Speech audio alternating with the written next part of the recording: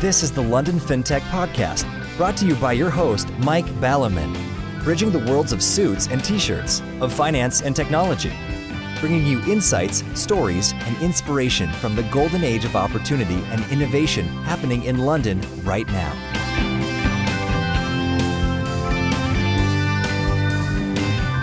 Hi, this is Mike Ballerman, and this is London FinTech Podcast, episode 84, brought to you in association with Synechron, Archover, and Smart Pension.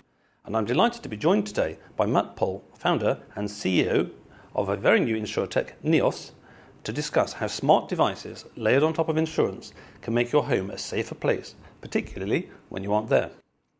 If you're like me, when you return from holiday, there's always a moment of relief to see your house still standing and not a pile of ashes on the ground, or the front door not kicked in, or the house not flooded up to the bedroom windows.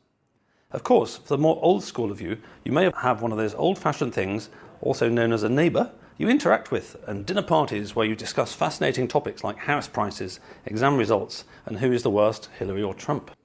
For those who don't but prefer to let their smartphone run their life, there are new alternatives. We've all been overexposed to the total bollocks around smart fridges that order a pint of milk, and many of us have switched off as a result. A minority of techie folks, on the other hand, may be smart-homed and be able to perform amazing feats like opening and closing their curtains from work. But is there a world away from hypes of gimmicks in this Internet of Things and connected devices? Well, let's find out. The Neos claim is to insure your home and include, for no extra cost, a whole bunch of sensors and get on the case with burglars, fire and water. All of this monitorable on your phone from anywhere in the world. Not only that, but their network of trusted maintenance folks can even fix, for example, leaking taps or pipes whilst you're on holiday at work. And that is very useful. Anyone who has a leak, like me, knows that even a small leak in a short period of time can cause chaos in your home and disrupt your life. So what's the reality of what can be sensibly achieved in 2017? How do they do it for free? Doesn't it let in smart burglars? Will the CIA and NSA be busy taking yet more pictures of your private parts? Plenty to talk about, so let's get on with the show. Hi Matt, thanks for joining me today. Hi Mike, and thanks for coming in to see us here at Neos. Yes, well you were telling me I should have come in 2 weeks' time because you're moving from the very trendy Hoxton Square where you are now to London Bridge, where I just arrived today and had a rather humid walk from. Yeah, no, I know. Looking forward to moving to London Bridge. It's much closer to where I live. I guess the prerogative of a CEO with a new founded company, moving the office closer to where you live. But I'm looking forward to this chat, so... Good. Well, I'm hoping to learn something myself because I don't know about water sensors, and without leaping ahead, I did actually have a water leak and a right pain. I think I even had two actually, but anyway, we'll get back to that later.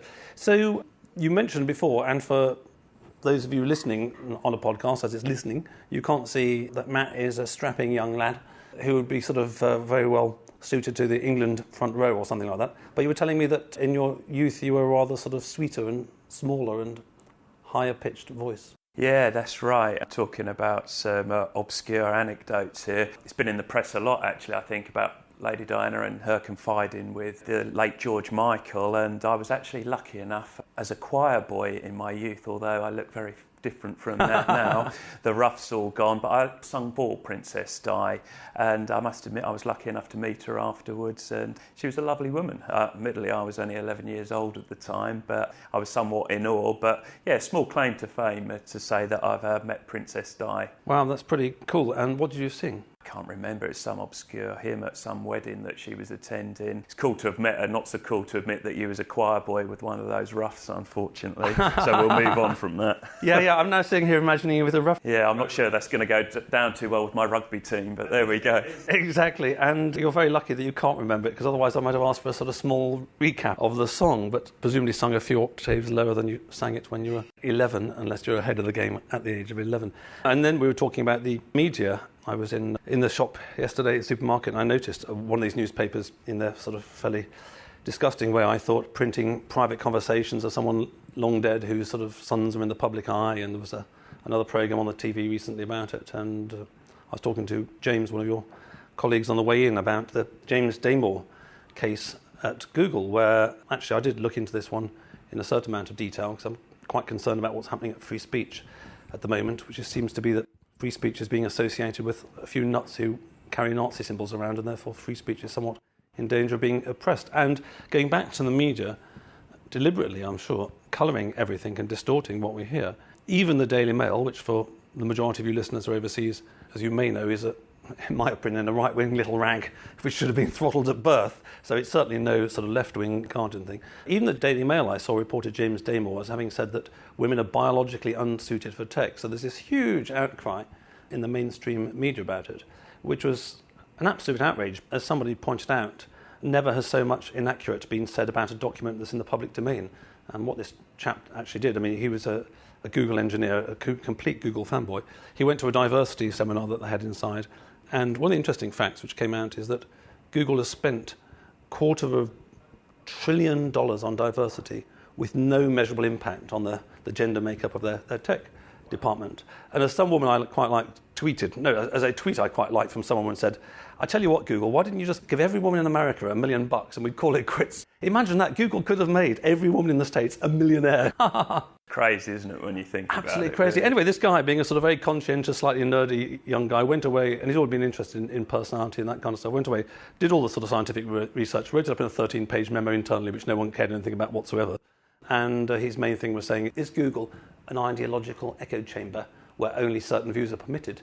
And the answer was clearly yes, because he got the sack and the CEO was slating him and everyone was sort of slagging him off, so the poor chap's reputation was basically being ruined with the help of the media. So it's a rather sort of hot-button subject, I suspect, but it's just another example where the mainstream media is, frankly, turning into a bit of a disgrace. Yeah, I think it's just a case of whereby they've jumped on the bandwagon, haven't they, following some of the latest stories that have come out with Silicon Valley about, how it's no place for a woman, and some, which, there is some truth to, a lot of truth to, from what I read anyway, in terms of harassment. But certainly I think in this particular case, from the discussion we've had and what I've heard about it, I think this guy was unfairly targeted, I think, and it was just sensationalising a story for media's sake. But on such hot topics, these things happen, unfortunately.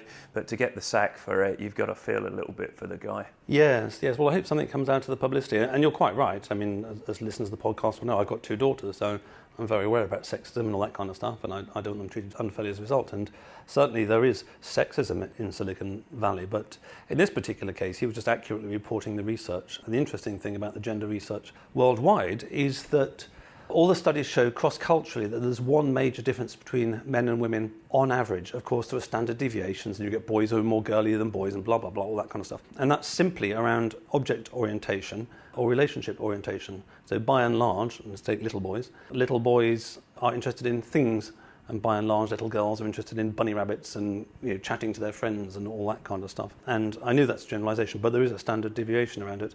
And his point was simply that, to the extent that that is true, women may prefer other jobs. And so, for example, in the UK next year, I think all companies, maybe all big companies, have got to publish the pay by gender. But I'd be interested to see how they relate that to the jobs that are done. So, for example, you never hear that more women want to be coal miners, or 85% of industrial accidents involve men. You never hear anyone saying that's sexist and more women should have industrial accidents, or dustmen and these kind of things. So I think, as you say, it was a very hot button issue, and the media also hyped stuff up, and I suspect that the economics of the media means that literally they just don't have the time to check anything other than regurgitate what they've read in another article. No, I think that's the challenge with some of that, isn't it? Frustrating for the guy involved, using him, I guess, as a bit of a scapegoat for stories that did cause some real issues. So it happens, I guess. You got to feel for him. Yes, and the other, I'm just finishing off on this one because it's I think very relevant to the tech community, and particularly as I was walking into Hoxton Square here, which is the heart of the sort of the kind of indie tech scene in London. It raises questions over Google as well, because Google has a huge monopoly of information, as does YouTube pretty much. We all use it all of the time. And in terms of labelling stuff as hate speech, I mean, we're all against proper hate speech, capital H, capital S, but you'd be amazed at what their algorithms or what gets flagged as hate speech, which absolutely isn't hate speech whatsoever, and it's getting closed down. So I think the question going forwards is whether information in the information age gets treated as a utility. So, for example, in telecoms, the telephone operators aren't allowed to censor telephone calls. And either we're going to go the way that the imposition of the PC agenda, which is what seems to be at the moment, which is very sort of biased towards the left in American sense, or we go back to being some neutral carrier. And talking about Google's monopoly power, I noticed that there was a new free speech app called Gab that had launched itself and was crowdfunding last week. and I downloaded it on the phone. It's quite anarchic, actually. I didn't really get anywhere with it. And they basically said, well, we're not going to monitor the speech on this kind of stuff. If you don't like what anyone says, don't follow them. If they say something illegal, report them to the police, and we keep it there, but we're not going to censor it. And then a week later, Google removed it from the Play Store. So there's a big battle being fought over there. Anyway, so moving on for the sort of context of the tech world and whether you've got to produce your salaries in NEOS by gender in a year's time, or whether it's just the big companies, we'll find out. So how did you get from being a sweet little cowboy to a big rugger bugger and starting your own company, which is also a crazy thing to do? Yeah, no, I can certainly agree. The fact it is a crazy thing to do sitting here now, but in a good way, I think. So I worked in insurance. I think it's one of those things, nobody grows up and goes, you know what, as a child, I must go and work in insurance. Neither boys nor girls. Yeah, no, exactly. I think there's a gender equality right across that. But yeah, like a lot of people, I fell into it, and I spent too long, nearly 20 years, working for large corporate insurers, both in the UK and the US. My last role, I used to run an insurance brand called More Than, which is part of the RSA group here in the UK. And I just thought there had to be a better way, to be honest. There's a lot of disillusionment with insurance, financial services in general, but I think insurance is particularly sort of focused on by customers because it's quite intangible until you have to make a claim, and it's all price-led. There doesn't seem to be any loyalty. In reality, the actual product hasn't changed much in 100 years. And so I just thought, you know what, there's got to be a better way. And I thought, to your point, I'd do the crazy thing and try and do it myself with the help of some backing and some like-minded people. And that's the case why I set up NEOS, really. It was two reasons. One, I'm a strong believer nobody wants to make an insurance claim. And that's in the main, certainly. And actually, as an insurer, although we're more than happy to pay out claims, if we don't, that helps our profit margin. So if we can focus on prevention and provide added value to customers using technology as the enabler, then surely that can only be a good thing in the eyes of the customer, and also hopefully will help our profit margins and allow us to grow as a business. So that was the simple reason. So I probably wrongly said then that you're an Insuretech, because this is probably only my usage, but I had a good conversation with Steve Mendel from Bought by Many a couple of years ago on the podcast, and one of the points I was making to him about the asymmetry between banking and insurance is it's far, far easier in insurance to set up your new Insuretech and some big regulator comes along and says, hello, Sonny, you're not an Insuretech, you're an insurance company. You show me all your capital in, at which point you disappear rapidly, as opposed to on the banking side where you can do all sorts of stuff before any regulator comes along and says you're a bank. So are you an insurance or an Insuretech, or is the distinction immaterial to you? So for me, it's probably slightly immaterial, but it is a big point nonetheless. I think insurance is a very regulated industry, as is banking. The reality is there's not many Insuretech firms or even just general startup firms that are going to start a new insurer because of the capital requirements that are needed and the regulatory environment.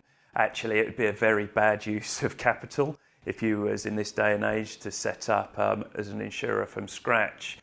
So what you're seeing is partnerships, I think, in this industry, and Insuretech in particular, between carriers. So we have partnerships with both Munich Re and Aviva. Oh, and Aviva, of course, are over the other side of Hoxton Yeah, Square. their digital garage are directly across the road. They're one of the few big corporate insurers that are really pushing into digital, led by their CEO. I think that needs to come from the top, and that's certainly proving fruitful for them. But yeah, partnerships are critical because we're not going to set up an insurer from scratch. However, we're lucky enough to have partners whereby they give us the freedom to, deliver the business model that we want to deliver, and hopefully we both benefit from that. Absolutely. I mean, I enjoyed my conversation with Andy Rea of Munich Re, who's running their digital bit in London, also Ben at Aviva a year ago as well. And it is interesting that in all industries, you've always got the people at the vanguard who can see what's going on in the market, who can see the change, and are interested in sort of making it happen and doing so in a flexible way. So you've got the classic background, which in a sense is almost like the second wave of fintech. A lot of the first wave of fintech came from random places and quite a bit like sort of management consultants and things like that, strategic consultants. But you've had a background in the industry. You know backwards, after a couple of decades you're bound to, and you see, as you say, that hasn't really changed a lot. It could be done differently. And I think to your point that people don't want to make an insurance claim. I mean, I don't like making any claims for anything because it's a pain in the arse, the paper filling and all that kind of stuff. It's just a nuisance, really. You presumably, coming onto the smart device point and sensors and all that kind of stuff, you presumably thought rather than the risk of, it's a bad metaphor because we're not talking about cars, but rather than the risk of a car crash being out of my hands completely and out of my client's hands, well, they can try and drive better, but everybody can have an accident or be run into. You presumably were thinking along the lines, were you, whenever it was 18 months or so ago or 2 years, that actually if you use smart devices in the right way in the house, you can reduce the problem in the first place and therefore have to pay it less. Was that your main thought? Yeah, that's exactly it. Prevention, or if not full prevention, mitigation of incidents is the key, really. So if we can identify incidents, problems early and stop them turning into big issues, or even prevent them from happening in the first place, then hopefully our customers, well, I know they are, so they tell us they're happy because it means their life can go on as planned with no interaction, friction of dealing with a big insurer or, the interruption to their daily lives. And also, no bones about it, we're happy as well because obviously that reduces the money that we have to pay out in claims. So it's a terrible cliche, but I do think it is a good example of that win-win situation. So moving from an after the event type payout to a more preventative type service. That's what NEOS is all about, as I said. Yes, and I think when I spoke to Ben, I may be putting words into his mouth, it was a year ago now, but I think he mentioned the idea of having a box in your car which would record your driving pattern, all that kind of stuff, and that could definitely F off as far as I'm concerned. I'm not having one recording every speed and every turn I do and all that kind of stuff just to save sort of 20 quid on my insurance per annum. But the home is definitely a different domain, and I don't know what the stats are or anything, but most homers end up having to make some claim after, shall we say, a decade or something. And it's not just that, it's a bit upsetting when your ceilings fall in and ruin some of your favourite pictures you can't buy again and all that kind of stuff. Yeah, it is. There's a lot of things that money can't replace, that cherished photo, that, family heirloom, that type of thing. So, that's where the preventative measures come in.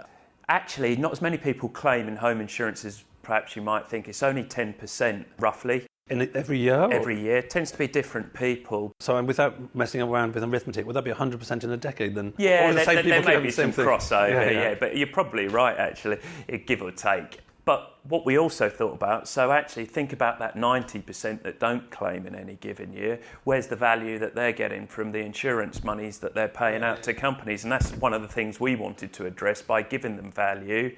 So our sensors do prevent things from happening and will alert you, but they've also got some really good use cases, simple things. So actually, straw poller one here, but the smart cameras that I have in my house as part of our NEOS system, yes, they'll identify motion and a burglar. I actually use them most to check in on my dogs and shout at them to get off the sofa during the day when they shouldn't be. That's what you call a niche market. Yeah, the door sensors, for example, it's really good. They've got teenage daughters who are still at secondary school, and while she's at work, she can tell if her daughters are come in and they're back in the house. So there's other use cases that add value. It's just a bit nice to be able to check in on your home and find out if everything's okay from anywhere in the world. Right, okay. Well, we'll come back to the NEOS proposition a bit later in terms of precisely what you're offering to potential clients. You're just in the UK at the moment, I take it? We are, yeah. We've got plans to expand internationally, but UK focused presently. Anyway, there should be a couple of thousand people listening here who may be interested in checking out your website and having a look at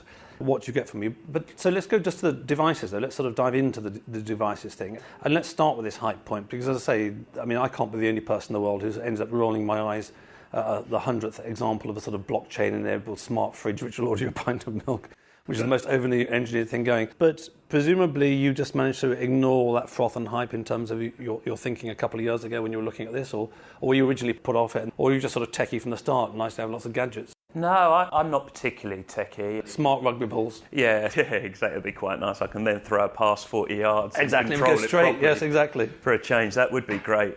So let's be clear, the whole connected devices is big business and going to be. Depends on which consultancy paper you read, but somewhere between 20 and 50 billion connected devices by 2020. I think that is going to happen.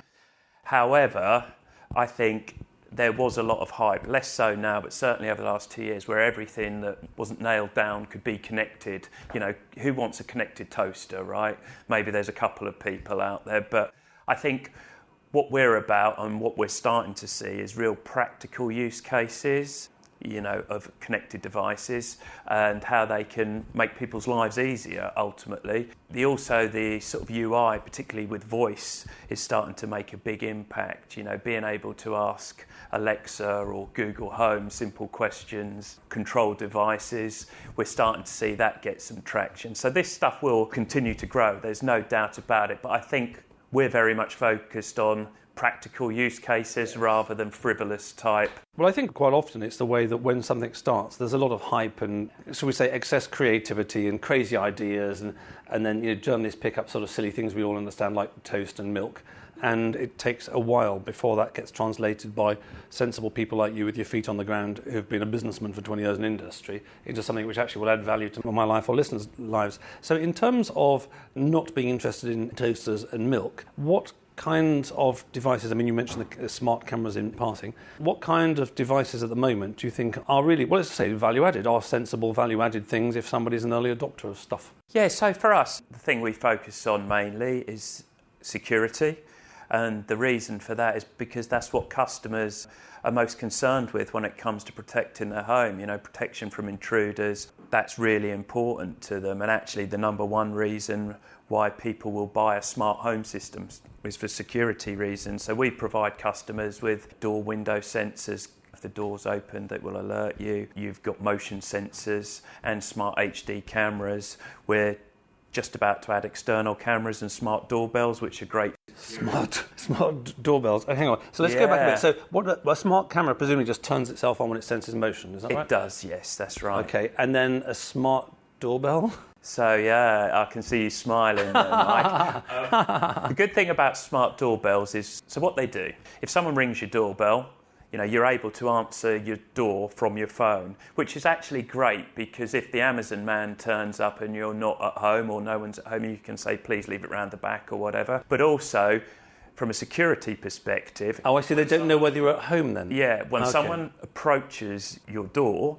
it will switch on and capture images. Are you allowed to do that by privacy or something? Certainly, it's your property, so you're allowed to. It's no different from a security camera that's switched on that you might have around the property. And the great thing is, in the essence of security, I believe there's a stat, don't quote me exactly on this, but I think... Well, you're quoting yourself, so it's okay. Yeah, exactly. But 95% of burglars or intruders still knock on the door, ring the doorbell first to check if anyone's home. So actually, a smart doorbell from a security perspective is a real value-add device. And can you set it up then that let's say you're at work now and someone rings your front doorbell, that you answer it and they think somebody's in? Yeah, so I will answer it. Even here, for example? On my phone, yeah. So exactly, if my phone doesn't and someone rang, I could answer it, see the person, talk to the person. It does freak the postman out a little bit sometimes. I think he's got used to it now. But yeah, so there's some value add there, definitely. Okay, so we've got the burglary stuff, the intrudery stuff. I think we all know about sort of smoke alarms, and I know particularly about smoke alarms because I came back from holiday recently and one of them was doing the sort of battery running out trick, and it had obviously been sort of welded to the wall, and it was obviously not designed to have the battery changed very easily. And after about sort of a 14-hour flight, I actually had to remove and disassemble this device with a huge hammer. I tell you, it took a lot of smashing actually to stop the thing beeping. Yeah, they're meant to beep through a lot of stress, so yeah. They only beep through all these ones. So the smart smoke alarm will presumably somehow just sort of, wirelessly Internet of Things, mumble, ping them a notification that, by the way, your house is on fire. Yeah, smoke and CO2 as well can be addressed this way, and it's really just being able to be alerted remotely, and if the battery's dead, you'll get a beep on your phone as well as a beep in your house. Or carbon monoxide, presumably, rather than CO2. Okay, and then the one I was curious about, because I've had a couple of leaks, and they've been annoying leaks from the back of a sort of cistern that was in a cupboard, which started dripping very slowly onto a floorboard, and et cetera, et cetera. So it was unnoticed for some time, and then in the way of things, it gradually dripped a little bit more, until one day it's all going through, and that's all rather disappointing. So how on earth do you, for the sake of argument, cover an entire floor of a house with a water sensor? How does that work? There's a variety of methods, and actually the leak prevention is a big thing. There's different types of sensors you can get. In fact, actually, if you look at it from an insurance perspective, it's the biggest thing that insurers pay out on. I think roughly 30% of all claims. Right. And it causes non-linear damage, because if your ceiling collapses, it's upstairs and downstairs. Yeah, it can be catastrophic. But we also recognise, Niels, that most customers aren't going to jump up first thing in the morning and run down to Maplin's or Dixon's warehouse and buy themselves a new leak sensor. But you can get some really smart devices now, from point sensors that will detect moisture, which are great for detecting leaks under boilers or water tanks. You can then get clip-on devices that actually clip on. They're non-invasive, they clip around the pipe and they monitor minute changes in temperature through the pipe system, and will be able to detect even the smallest leaks. Okay. And then the pied de la resistance of leak detection that we provide is also a smart valve. Smart valve? Yeah, it's invasive. A smart valve does what? So what it does is you fit it, in the pipe system quite close to where your stopcock would be. It uses machine learning. Yeah, bizarre. This is a very heavily engineered valve. Yeah, it certainly is. Using a mixture of temperature and also ultrasound, it learns your water signature, so it can tell the difference between you flushing a toilet versus a dishwasher or a washing machine. Can identify the difference, or whether you've left the hose on outside. And then it can also, more importantly, detect leaks, from the catastrophic ones to even the small drips. Which is a tiny ongoing flow, presumably. Yeah, exactly. The ones that cause major damage, that are under the floorboards or behind the wall. You know nothing until that ceiling comes down. So it can detect those, and it will alert you on the phone. And most importantly, if you're sunning yourself on a beach in Portugal or wherever, you can actually turn the water off remotely from the phone. Oh, that's fantastic. Well, I had not heard of that one, and that does sound like a genuinely brilliant thing, because the other ones are very good, but you've got to go around your house and pull your bath up if it's sort of plumbed in nice and all that kind of stuff, to bung all these things under everything. And that's sort of easier if you're actually sort of building your house in the first place or refurbing it to stick those in. But something which actually sits there and you can turn it off is brilliant. And actually in my house it turned out that, I didn't realise this, but there isn't one stopcock, bizarrely, controlling the whole water flow into the house anyway, which is really crazy. No, we've got two in our house actually, yeah, which is bizarre. Actually, the other one I need, must be water, must be my problem, but the other one we could have done with is a blocked drain sensor or something like that, because that starts flooding outside the kitchen. And yeah, well, you can have those in terms of, there are point sensors there that can detect moisture. You can pretty much actually get sensors for nearly everything these days, yeah. So just before we finish off a device, and just so I can bring some of my scepticism back rather than too much enthusiasm, I did see something on Twitter this week, I think actually, about smart locks. And I'd heard of smart locks before. Actually, I sat next to someone once on a gig. I've got a smart lock on my home, front door lock. All right, what can you do that? He said, look, I can open the door. So presses the button on the door. Why do you want to do that? Oh, well, if someone's dropping a parcel off, I was like, oh, okay, fair enough. He's a very early adopter. He likes devices and all that kind of stuff. Anyway, going back to misleading verbiage, the word smart does get applied to a lot of things. And the word upgrade, all of us who've got phones, and occasionally the phone upgrades itself and it stops working and all that kind of thing. Anyway, a smart front door lock, and I'm glad to say I didn't look at it, so I don't know the name of it, was upgraded this week, as a result of which a quarter of them just bricked and stopped working. And this was actually tweeted by Kadeem Shuba of the FT Alphaville, actually. He retweeted somebody else. And yes, so, dear user, your front door lock no longer works. Please take a chisel it out and return it to the manufacturer. So great. It is possible to over-engineer some of these things, smart everything. Yeah, there is a lot of over-engineering that goes on. I'm a big believer in keeping things simple. We did look at smart locks, actually, because there is advantages that you can let people in. We offer a service-based proposition where we'll send people out to fix things, and that would be great for that. But the public just aren't ready for that yet. The smart locks, plus they look pretty ugly, to say the least, most of them. So, yeah, I think they will start to come more and more on board, but there's also the risk there, that perceived risk anyway, about hacking, so obviously if you can open a door. Exactly. Well, let's come back to the privacy and security bit. I mean, just on that point, we're just talking about the fact that we're still moving from this hype phrase where people make smart everything, smart toasters, smart milk, smart locks, and then after that we get the good use cases, and the sensible devices gradually make themselves evident. But before we move on to the sort of privacy security angle, which is obviously a good one, important one, so you're talking about some of these sensors turning themselves on. We've got this whole area of human monitoring versus machine monitoring. I mean, obviously some people's entire life job is to sit there and stare at security cameras and all that kind of stuff. So how do you see this sort of human monitoring versus machine monitoring thing? I mean, computers and phones can do quite a lot but obviously a human being in the chain is what makes a difference. Yeah, that's our thinking anyway. I think a combination of both is optimal. It's great to have the machines, the devices, which can alert you to stuff and they're constantly on. But then it's actually really about what you do about that. The sort of anecdote I always give, to go back to the fact you're sunning yourself on a beach and you get alert that pipes burst in your property. The first thought is probably, oh great, I'm really glad I've alerted. The second one, about a millisecond later, is probably, what the bloody hell, shit, what am I going to do about it? And that's why we dovetail the human monitoring service in, so we have a 24/7 assistance centre. So if there is an issue like that, we can send somebody out to fix the problem. So they'll contact a nominated key holder, which you'll put in your app, and they'll go out and fix the problem. So rather than coming home to a flooded property or panicking trying to sort things out yourself while you're trying to relax on holiday, you can rest assured.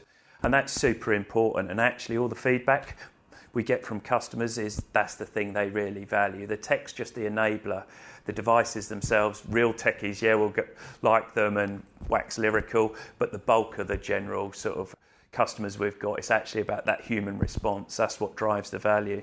Yes, well, listening to you talk and just thinking about it, I had a quick look at your website the other day, and to be honest, even though websites are generally quite good these days, if there's some fintech I'm not familiar with, I look at the website with a bit of a heavy heart, because it can take some while to plough through it and work out what on earth's going on. But you've got fantastic little YouTube, which is like about 1 minute 30 seconds, just explains it all, and it's like really very clear and communicating. It took me back to the sort of early days of fintech, actually, when most people had websites like that, so it's actually a really very good one. But what I liked was the fact that, and this is obviously, given you a couple of decades in business and having customers and clients and all that kind of stuff and actually looking after people, it's the integrated solution, it's the insurance policy and the devices and the tech and the look, we sort shit out as well kind of stuff. It's like you go into a restaurant and you get your starter, your main course, your wine, and your coffee in one place, as opposed to, oh, well, you can go and get your insurance policy from over there. You can go and buy the sort of tech stuff from somewhere else and find some app from the Play Store. And yeah, that's exactly it, and that's what we've tried to address. We position ourselves, a bit corporately, but as a new way to actively protect your home. But that's what it's about, and insurance is one part of that. The devices, the notifications is one part, and the human assistance is another really big, important part to that. And it's all in one package to try and keep things simple. Well, you've obviously thought about it, because I think that's quite a good thing. NEOS is here to protect your home. It's quite a good one. Right. So in terms of NEOS being here to protect your home, things like privacy and security are important. And, we've had sort of, I hate this smart word, smart everything. We had smart locks on cars for some time. I've got an old-fashioned key I put it in and turned it. But the smart locks, and then before you know it, someone's nicked your Lamborghini because they've got a sort of smart hack of your smart lock. And so how is this whole sort of security thing going down in your Internet of Things? So it's a hot topic, and I think going back to our conversations earlier, it's one of those topics that I think has been sensationalised a bit by the media. But there are concerns and there are issues with it. I think I picked up on the point you use smart everything. Actually, a lot of the devices, ours included, are not that smart. They're dumb devices. I would actually define a smart device that can really do something, So our smart valve is, because it's got machine learning. I see, that's interesting. So really, it's a very good point, though, joking apart, which is that you're talking about connected devices here. Yes, our valve is smart because it uses machine learning and it's got a sense of AI. Limitations, not on the crazy stuff, but it learns patterns and stuff and adapts accordingly. So that's a smart device. A door sensor that just goes, oh, the contact's broken, that's a pretty dumb device. It's a connected device. So there is a differentiation. But the privacy security thing, I think the hype is, can people hack in and do stuff to your home? And you know what? I always speak with a straight bat with these things. The reality is, I think anything can be hacked. I'm sure the CIA can do it if they want to. Anyone that tells you different, I think I'd question. Great example of, a year or so ago, you had the iPhone issue where Apple wouldn't release, the code to break an iPhone. And lo and behold, the CIA found a hacker that could do it, and it was done within a week.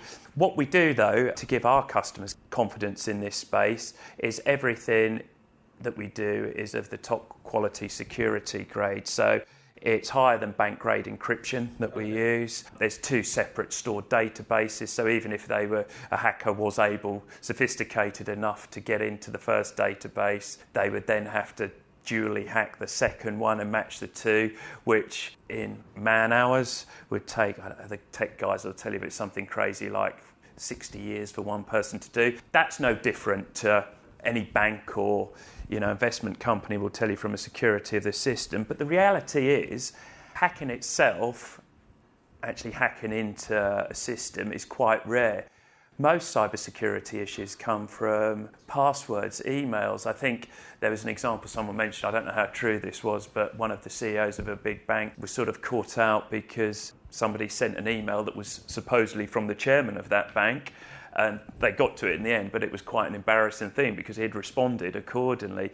And it's little tricks that these cybersecurity criminals use. Things like, for example, having your router near a window where you can actually see the Wi-Fi password, things like that. That's where most of the issues come from. Yes, and also I've got a key to my front door, but I don't actually believe that somebody couldn't forge it, or a burglar couldn't do the necessary thing to get through a normal lock anyway. The reality is, certainly with our system, there's lots of details on our website about the security because we recognise it's an issue. But certainly if someone could break into our system, they're limited in what they can do. There's only so much you can do with a door window sensor. Yes. Anyway, but if they could, I think they'd be much better deployed in hacking into, either a very large investment bank or one of the security governing bodies, because that's the type of capability you'd need. Exactly, and if you live in Buckingham Palace or the equivalent, then you need to be having a different approach to security anyway, but I can certainly see that having professionals like you on the case, you're doing the best that can be done,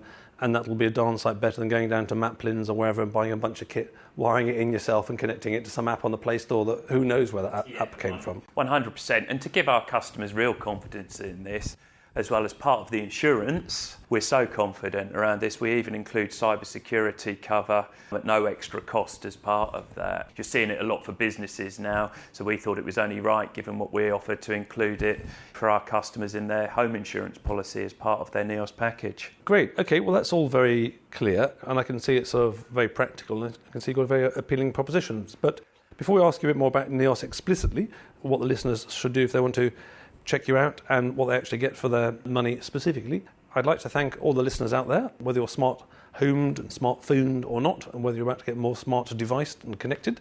I'd like to thank my brand partners for the podcast, Archover, secured peer-to-peer business lending, connecting businesses requiring finance with investors seeking a secure and favourable return of up to 9% per annum. Smart Pension, who are fast, secure and free. Check out their UK workplace pensions at autoenrolment.co.uk. Synchron, digital, business consulting and technology services for top-tier FS.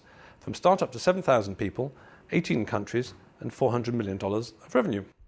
So, Matt, we've touched on NEOS off and on during this sort of conversation about devices, and I think people have got a sort of a reasonable feel for NEOS. In terms of people who are listening to this and think, well, I should maybe be interested in you, what do they get for their money if they go along to you and sign up, and where are you going in the future? Yeah, thanks, Mike. So we offer 3 packages to customers, so almost a proposition to suit most budgets.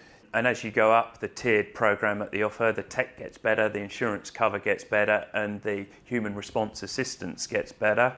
So we've got what we call a good package, a better package, and our best package. Really innovatively named, but it does what it says on the tin, trust me there. What customers will find is we're very competitive against just standalone traditional insurance. And with us, obviously, you get the devices, the assistance, as well as the insurance. So I'd say to everyone, please just check us out and tell us what you think. neos.co.uk, so that's neos.co.uk. We've only just launched our new nationwide proposition. What you get for your money is smart tech solution, which is all controlled by the NEOS app. You get human assistance, 24/7 monitoring and people out to fix problems if there's issues. And of course, because we can't prevent everything yet, you get good old insurance included, all as part of a standard package and at a price that's very comparable just to traditional home insurance. And it may amaze you to hear, I'm not particularly DIY, so if I sign up with you tomorrow, do I have to go around sort of chiselling my windows and sticking the sensors in? 2 options there. So the tech is very easy to install. However, we do recognise that some people are concerned, like yourself, are concerned. I'm a bit of a, when it comes to DIY, certainly a bit challenged in that area. So there's also an install service. So we'll send a professional engineer out to install it. That is paid for, but at a reasonable cost of £99 wherever you are in the country. And you get whatever it is, 8 devices, is it? It varies on the package, ranging from 3 devices up to 10 devices, and you can always add more if you so wish to. Okay, and so where are you going in the future? What are you going to be looking like in 1, 2, 3 years' time, and what do you need more of? So short term, we've just launched our new proposition. So the first thing we're looking to do is scale and get customers. So any people listening, more than welcome to become a customer. We're also looking to increase our distribution. So if there's any people listening to this podcast that like what they see with Neos and think there's a distribution opportunity, that could be in the UK or internationally as well. We're getting a lot of interest at the moment from mainly large insurers that want to look at our tech platform and offer Neos as a solution to their customers. So the plan is to crack the UK and scale, but next year we'll be looking to push out into the international waters, sort of mainland Europe and also the US in particular. Excellent. Well, it clearly is still early days, but I think going back to where you started with and presumably what you're sitting thinking at the end of your 20 years running pretty large businesses, obviously in the future with all this clever techie stuff, it is going to be possible to do things that weren't possible in the past. And for all of us, I think that forgetting all the sort of financial aspects of insurance and the convenience aspects and all that kind of stuff, there's just a peace of mind benefit knowing that your house is basically being looked after more than it was in the past. So I can really see that people would sleep easier at nights if they got this sort of stuff working in their house. And as I say, particularly, I've got a kind of, it's the paranoia actually. Sometimes I think, oh, are we going to crash when I'm landing an aeroplane? I don't know whether I'm getting paranoid in my old age. But I always kind of turn into my drive and I'm always pleased to see the front door is still there. You can't put a price on that, can you? Everyone likes coming back, and you're right, you can't put a price on that coming back to the home, and just where people feel comfortable, and that's what we're about, giving people that comfort and confidence that their house is going to be looked after when they're not there. Great. Well, thanks for that, and I wish you every success in the future, Matt. Thanks, Mike. Really enjoyed it. Thank you. Thanks for listening. If you have consulting, advisory/non-exec or media needs in the FS or fintech space, get in touch with me at mike@londonfintechpodcast.com.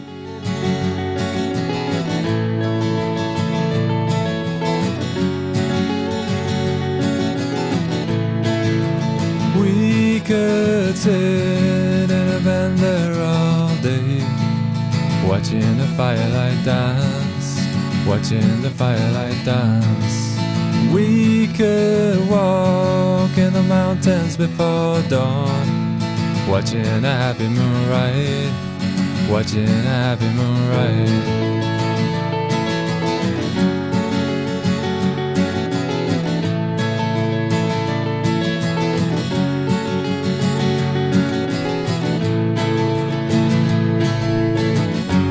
Come away from the city, with the tarmac so dead and the people so sad. Come away from the city, with the faces so grey, with the pain of the everyday.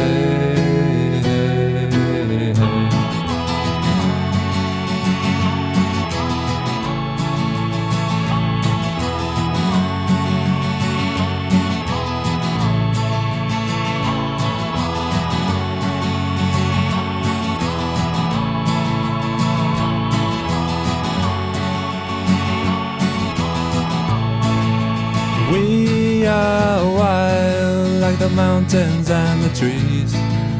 Can you see what I mean? Can you see what I mean? We fit in between the earth and the sky. Kiss the city goodbye, wave the city goodbye,